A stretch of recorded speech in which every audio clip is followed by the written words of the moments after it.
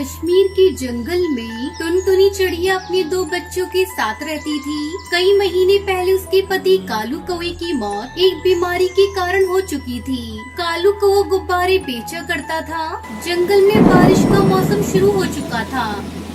हे भगवान, 2 दिनों से मूसलाधार बारिश हो रही है जंगल में। घर का सारा राशन भी खत्म हो गया। मेरे बच्चे भूखे हैं। अगर आज भी अपने बच्चों को भोजन नहीं दे पाई तो मेरे बच्चे भूख से तड़प तड़प कर मर जाएंगे। चाहे कुछ भी हो जाए, मुझे कहीं न कहीं से भोजन का जुगाड़ तो करना ही होगा। टुनटुनी हरिया तोता के घर भोजन मांगने के लिए जाती है। तब तक आप लोग कमेंट पे बताएं 49 - 9 कितने होते हैं। हरिया भैया, ओ हरिया भैया, दरवाजा खोलो। मेरे बच्चे भूखे हैं। बारिश में भोजन लाने भी नहीं जा पाई। थोड़ा बहुत मेरे बच्चों के लिए दे दीजिए। मैं तुम्हें भोजन कहाँ से दूं टुनटुनी? मैं भी तो बारिश की वजह से ही 2 दिनों से घर पर बैठा हूँ। घर में पड़े पड़े मेरे सारे मिट्टी के बर्तन खराब हो रहे हैं। अगर तुम्हें भोजन चाहिए तो मेरे इन बर्तनों को बेच दो और फिर मैं जो पैसे दूंगा और उससे तुम अपने बच्चों के लिए भोजन खरीद लेना। लेकिन हरिया भैया, चारों तरफ पानी भरा हुआ है। मैं बर्तनों को बेचने कैसे जाऊंगी? तुम अपने घर जाओ। अगर तुम मिट्टी के बर्तन बेचने नहीं जाओगी तो वैसे भी तुम्हारे बच्चे भूख से तड़प तड़प कर मर जाएंगे। मेरी मानो तो बारिश की चिंता मत करो, अपने बच्चों की चिंता करो और इन मिट्टी के बर्तनों को बेचने चली जाओ। बारिश का मौसम है, मिट्टी के बर्तन हाथों हाथ बिक जाएंगे। ठीक है हरिया भैया, आप कहते हैं तो मैं बर्तन बेचने चली जाती हूँ। टुनटुनी मिट्टी के बर्तन लेकर बारिश में बेचने के लिए निकल जाती है। मिट्टी के बर्तन ले लो, मिट्टी के बर्तन, सस्ते अच्छे बर्तन ले लो, मिट्टी के बर्तन ले लो। टुनटुनी की आवाज सुनकर सुंदरी कौवी अपनी खिड़की से टुनटुनी को आवाज लगाती है। अरे वाह, इस बारिश में तो मिट्टी के बर्तनों में खाना खाने में मजा आ जाएगा। अरे बर्तन वाली, इधर तो लेकर आ, ये बर्तन पक्के तो है ना? हाँ हाँ बहन जी, ये मिट्टी के बर्तन बहुत ही मजबूत है। देख लो खुद ही, बारिश में भी कैसे टिके हैं। आप एक बार खरीद कर तो देखिए। इस बारिश में मिट्टी के बर्तनों में खाना खाने से सेहत बनी रहती है। शाम तक टुनटुनी चिड़िया सारे बर्तन बेच देती है और सारे पैसे ले जाकर हरिया तोता को दे देती है। अरे वाह, तूने तो बहुत ही जल्दी सारे बर्तन बेच दिए। ये लो पैसे और ये 2 मिट्टी के बर्तन भी रख लो। तुम अपने बच्चों को इसमें खाना खिला देना। टुनटुनी पैसे और बर्तन लेकर वहाँ से चली जाती है और रास्ते में से अपने बच्चों के थोड़े भुट्टे के दाने ले लेती है। जब वो घर पहुँचती है तो उसका घर तो वहाँ था ही नहीं। तेज बारिश में उसका घर टूटकर बह चुका था। दोनों बच्चे पास के पेड़ पर बैठकर रो रहे थे। मम्मा, अपना घर बारिश में टूटकर बह गया। बच्चों, तुम लोग सुरक्षित तो हो ना? तुम्हें कहीं चोट तो नहीं लगी? नहीं मम्मा, हमें कहीं चोट नहीं लगी, लेकिन हमारा घर टूट गया। अब हम कहाँ रहेंगे मम्मा? अभी तुम लोग घर की चिंता मत करो। ये लो कुछ भुट्टे के दाने हैं, इसे खाकर अपनी भूख मिटाओ। तभी वहाँ से एक परी गुजर रही होती है। वो उस बेसहारा माँ को देखकर रुक जाती है। क्या हुआ चिड़िया रानी, तुम उदास क्यों हो? परी माँ, मेरा नाम टुनटुनी है और ये मेरे बच्चे हैं। बारिश में हमारा घर टूट गया है। अब हम बेसहारा हैं, खाने को भी नहीं है। उस बेसहारा माँ की बातें सुनकर परी अपनी जादुई छड़ी से उन्हें जादुई मिट्टी और फल के बीज देती है। टुनटुनी इस जादुई मिट्टी में उन बीजों को दबा देती है। 2 दिनों बाद जब बारिश रुकती है तब वो अगले दिन अपने बच्चों के साथ उस जादुई बीज को जहाँ दबाए थे उसे देखने के लिए जाते हैं तो देखकर आश्चर्यचकित रह जाते हैं। वहाँ पर सभी तरह के फल लगे हुए थे और उसी पेड़ की एक डाल पर मिट्टी के घर भी था। ये देखकर टुनटुनी उसके बच्चे बहुत खुश हो जाते हैं। तभी टुनटुनी की बेटी पिंकी कहती है, मम्मा मम्मा, वो देखो, हमारे इन फलों के पेड़ पे घर भी है। हाँ बेटा, मैं भी देख रही हूँ। चलो पास जाकर देखते हैं। वो खुशी खुशी उस जादुई मिट्टी के घर में रहने लगते हैं। उनके पास अब ना तो भोजन की कमी थी और ना ही रहने की दिक्कत थी। वो सब अपनी जिंदगी हंसी खुशी बिताने लगी।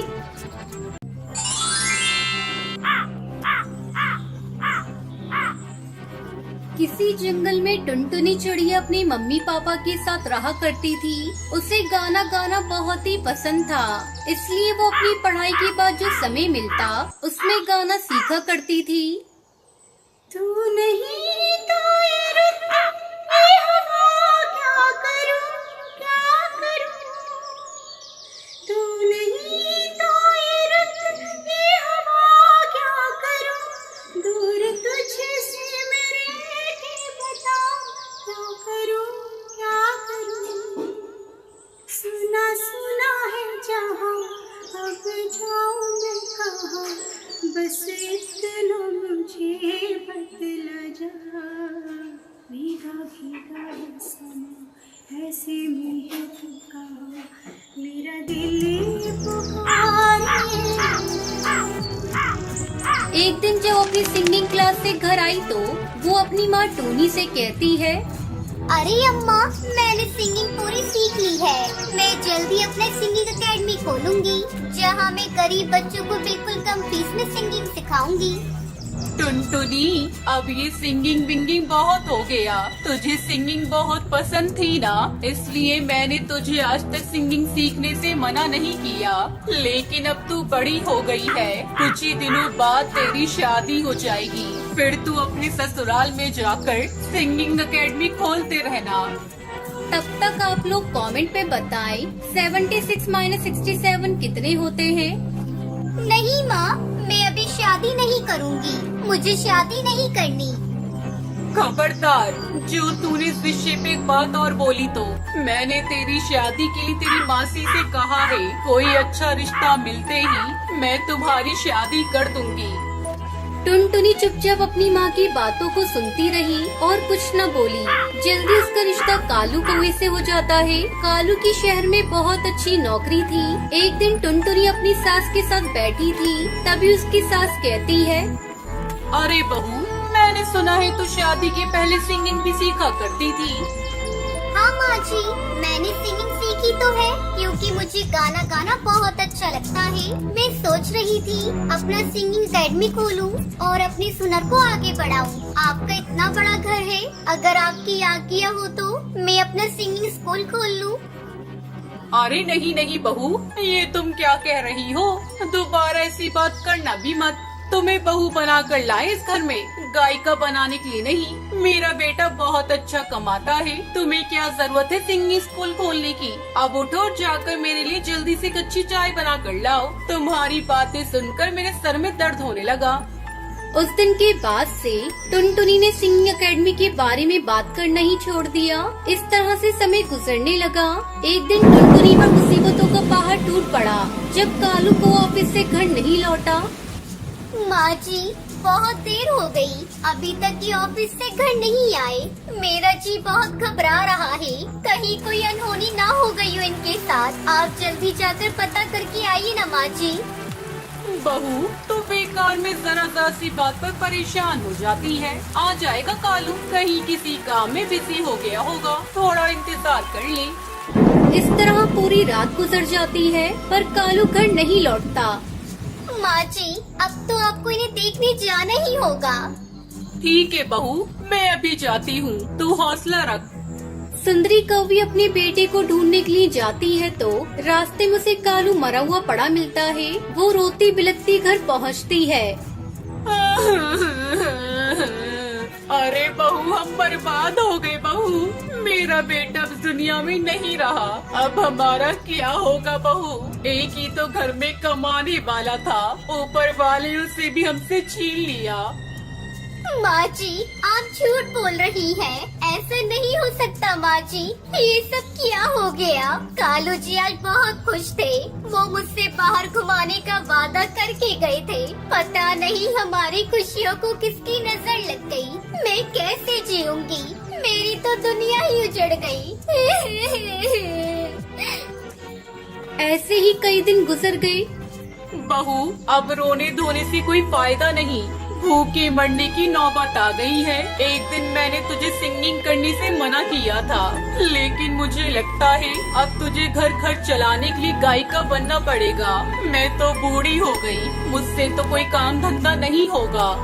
टुनटुनी अपनी सास की बात मानकर सिंगिंग एकेडमी खोल लेती है और बच्चों को सिंगिंग सिखाने लगती है, जिससे उसकी कुछ आमदनी हो जाती है। इसी तरह दोनों सास बहू खुशी खुशी रहने लगती हैं।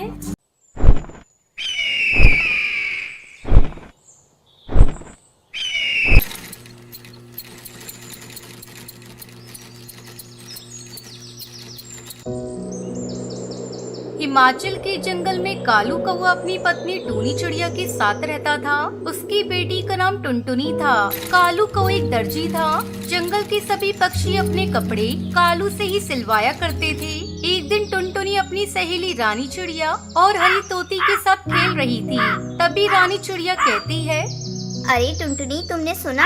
सेठ जी के बेटे का कल जन्मदिन है। उन्होंने जंगल के सभी पक्षियों को बुलाया है। मैं अपनी मम्मी पापा के साथ जाऊंगी, तू भी जाएगी, बहुत मजा आएगा।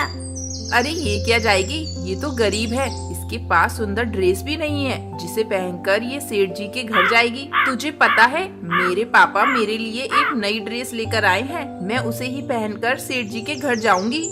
अरे हरी तोती, तू ऐसे मत बोल, टुनटुनी को बुरा लगेगा। तब तक आप लोग कमेंट में बताएं 79 into 5 कितने होते हैं। बुरा लगता है तो लगे, मैंने कुछ गलत नहीं कहा। ये गरीब है, इसके पास ढंग के कपड़े भी नहीं है। अच्छा अब मैं चलती हूँ। मेरे माँ बाप गरीब है तो इसमें मेरी क्या गलती है? आज से पहले तोती बहन ने कभी मुझसे इस तरह बात नहीं की। पता नहीं आज उसे क्या हो गया। मेरे मम्मी पापा गरीब है तो क्या हुआ, वो मुझसे बहुत प्यार करते हैं। जाने दे टुनटुनी, हरी तोती तो पागल है, उसके मुंह में जो आता है वो बोल देती है। अब तू अपने घर जा, मैं भी अपने घर जाती हूँ, बहुत देर हो गई है खेलते खेलते। टुनटुनी अपने घर जाती है और अपनी माँ टूनी से कहती है, मम्मी, कल सेठ जी की बेटी का जन्मदिन है, हम लोग उपहार में क्या लेकर जाएंगे? क्या बताऊँ बेटा, हमारे पास तो इतने पैसे भी नहीं है कि मैं एक अच्छा सा उपहार खरीद सकूँ। कोई बात नहीं माँ, ये रेशमी कपड़े यहाँ पड़े हुए हैं। मैं सेठ जी की बेटी के लिए इनसे एक सुंदर सा ड्रेस सिल देती हूँ। हाँ टुनटुनी बेटा, ये ठीक रहेगा। तुम अभी से ही ड्रेस सिलना शुरू कर दो, रात भर में ड्रेस सिलकर तैयार हो जाएगा।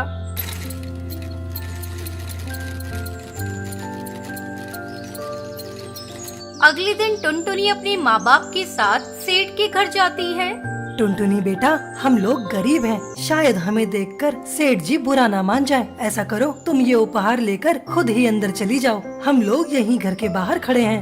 ठीक है पापा, मैं अभी उपहार देकर आती हूँ, आप लोग यहीं रहना। टुनटुनी घर के अंदर जाती है। अरे बाप रे, यहाँ तो बहुत सारे पक्षी हैं। मैं यहीं दरवाजे के पास खड़ी हो जाती हूँ। जब सेठ जी की बेटी इधर से गुजरेंगे तो मैं उन्हें उपहार दे दूंगी। टुनटुनी को खड़ी खड़ी बहुत देर हो जाती है। अचानक एक पक्षी उसे पकड़कर सेठ के पास ले जाता है। सेठ जी, ये चोर है, चोरी करके भाग रही थी। नहीं नहीं सेठ जी, मैंने कोई चोरी नहीं की। मैं कालू दर्जी की बेटी हूँ। दरवाजे पे खड़ी होकर आपकी बेटी के आने का इंतजार कर रही थी, तभी इन्होंने मुझे पकड़ लिया। मैंने कोई चोरी नहीं की है। तो ये तुम्हारे हाथ में क्या है? सेठ जी, ये मैं आपकी बेटे को उपहार में देने के लिए अपने हाथों से सील कर ड्रेस लेकर आई थी। टुनटुनी सेठ को वो ड्रेस देती है। वाह, ये ड्रेस तो बहुत सुंदर है, मैं तुम्हारे माता पिता से मिलना चाहता हूँ। टुनटुनी चिड़िया माता पिता को बुलाकर सेठ के पास लाती है। कालू दर्जी, मुझे तुम्हारी बेटी की ये सिली हुई ड्रेस बहुत पसंद आई है। आज से हमारे घर के सारे कपड़े तुम्हारी बेटी ही सिला करेगी। मैं तुम्हें सिलाई के अच्छे पैसे दूंगा। इस तरह उनके परिवार को सिलाई के अच्छे पैसे मिलते हैं और उनकी गरीबी दूर हो जाती है और टुनटुनी अपने माँ बाप के साथ खुशी खुशी रहने लगती है।